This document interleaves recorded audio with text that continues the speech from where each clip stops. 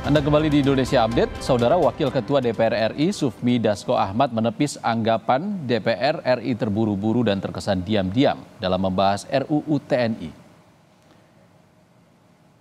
Dasko bilang pembahasan sudah berlangsung beberapa bulan yang lalu. Menurut Dasko, tak ada pembahasan diam-diam dan terburu-buru dalam revisi Undang-Undang TNI.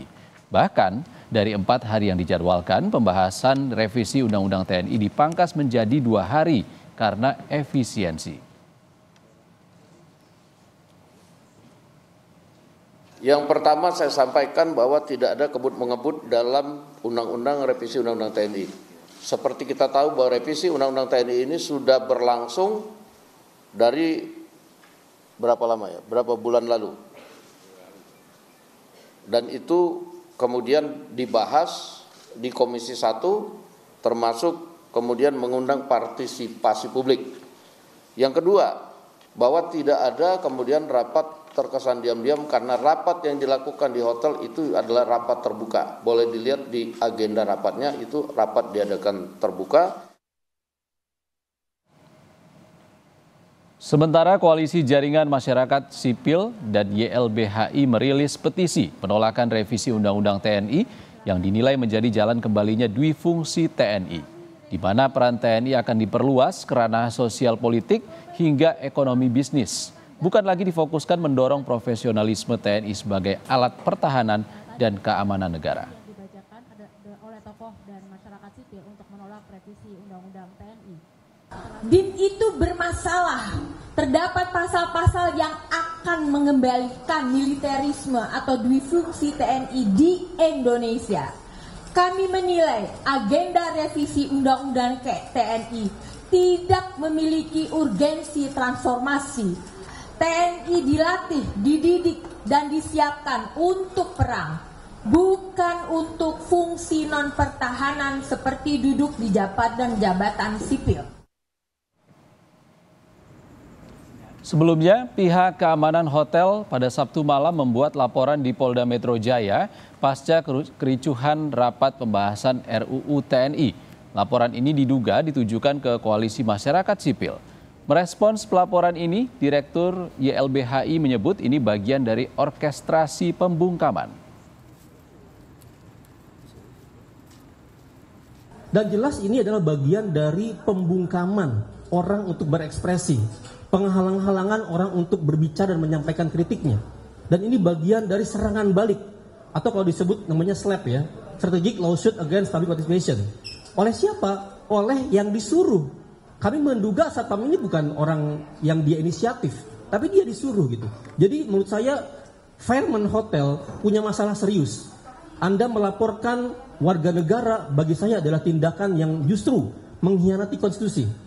Dia membungkam adalah bagi kita adalah bagian dari kejahatan legislasi.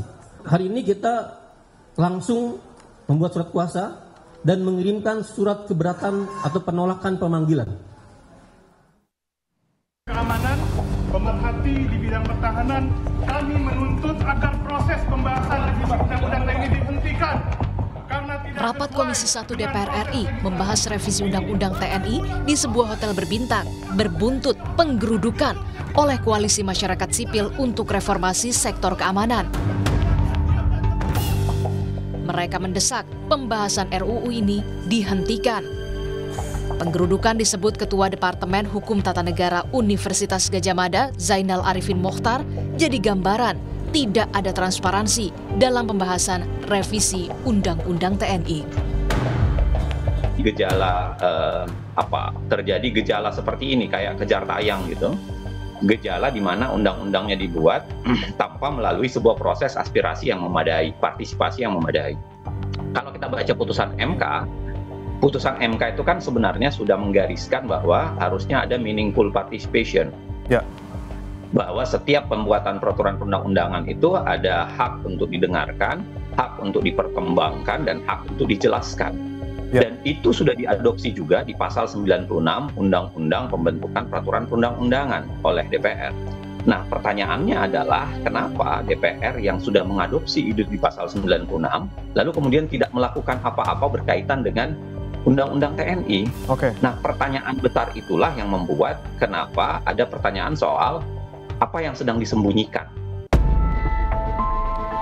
Pimpinan DPR RI, Sufmi Dasko Ahmad membantah niatan menghidupkan kembali duifungsi ABRI. Dasko menjamin DPR tetap menjaga supremasi sipil. Kami memonitor penolakan-penolakan di media sosial maupun media massa. Nah, untuk itulah konferensi pers itu dilaksanakan pada hari ini untuk menjelaskan. Karena penolakan-penolakan yang saya lihat di media sosial itu substansi dan masalah dari pasal-pasal yang ada itu sangat banyak yang tidak sesuai dengan yang dibahas. Nah, hari ini kami menjelaskan bahwa hanya 3 pasal dan pasal-pasal ini kalau dilihat hanya untuk penguatan internal ke dalam dan lebih kemudian memasukkan yang sudah ada ke dalam undang-undang supaya tidak ada pelanggaran undang-undang, justru itu. Nah, bahwa kemudian ada yang berkembang tentang ada duifungsi TNI dan lain-lain, saya rasa kalau sudah lihat pasal-pasalnya sudah jelas bahwa kami juga di DPR akan menjaga supremasi sipil dan lain-lain. Diketahui ada 3 pasal yang dibahas dalam revisi Undang-Undang TNI, yakni pasal 3 yang mengatur soal kedudukan TNI, dan yang paling banyak diperbincangkan adalah pasal 47 soal pos-pos yang bisa ditempati prajurit aktif TNI. Padahal sebelumnya, Undang-Undang TNI Nomor 34 Tahun 2004 mengatur hanya ada 10 pos, namun kini bertambah menjadi 16 pos yang bisa dijabat prajurit aktif TNI. Meski mendapat sejumlah penolakan dalam pembahasannya, lantas benarkah revisi Undang-Undang TNI akan tetap berpeluang dibawa dalam rapat paripurna pada hari Kamis 20 Maret mendatang? Tim Liputan, Kompas TV.